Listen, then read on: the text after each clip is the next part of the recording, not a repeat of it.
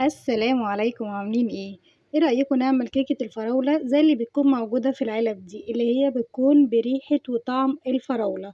يلا نشوف هنعملها ازاي في البيت من غير ما نضطر ان احنا نشتري كيكة جاهزة معلبة او بودرة معلبة. هنعملها احنا بنفسنا في البيت، تكون هشة وجميلة وفي الخلاط مش هتاخد منك دقايق. يلا نشوف المكونات ايه، بس ما ننساش الاشتراك واللايك والشير.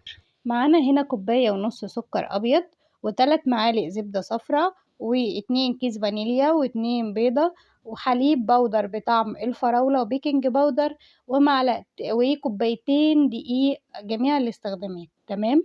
طبعا احنا مش هنحتاج لبن لان البودر بتاع اللبن ده اللي بالفراولة هندوبه في مية وهنشتغل بيه، هو ده اللي هيديني الطعم بتاع الفراولة والريحة بتاعتها، هو ده اللي هما بيحطوه على الكيك الجاهز. هنا هحط كله على بعضه في الخلاط ما عدا الدقيق والبيكنج باودر، كل المكونات هحطها على بعض واضربها حوالي 10 دقايق معايا بضرب مستمر في الخلاط، وهصبه على الخليط بتاعي وهبدأ ان انا اضربه بالمضرب. السلك بتاعي في اتجاه واحد، ما ينفعش ان انا اجيبه في كذا اتجاه عشان ما اضيعش الهواء بتاع الكيك فالكيك تهبط مني.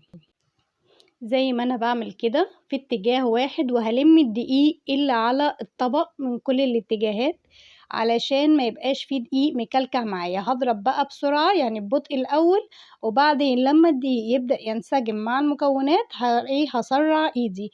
عندنا مضرب كهربي تمام، ما عندناش نشتغل بالمضرب السلك بتاع الايد العادي، وانا بحب اشتغل بيه بصراحة. انا المضرب الكهرباء لان هو اوريدي في الخلاط اتضرب كل المكونات مع بعض، فانا مش محتاجة اضرب اكتر من كده. تمام بالمنظر ده، لا بتبقى خفيفة ولا بتبقى تقيلة، بتبقى بالسمك اللي انا عاملاه كده بالظبط علشان تهيش معاكي. طبعا في الوقت ده انت بتكوني محمية الفرن بس شغلاه، ما ينفعش تخش على فرن بارد هتهبط منك، لازم تخش على فرن حامي.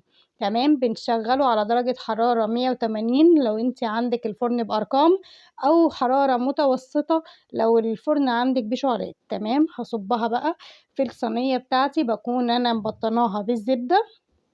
اصب مرة واحدة، ما افضلش اصب وانا رايحة جاية بيها كده علشان برضو ما اخرجش منها الهواء اللي خدته في الضرب. اصب باتجاه واحد، ده شوية دقيق نزلوا كده فوق الوش ما كانوش اتضربوا عادي، مش هيعملوا اي حاجة خالص.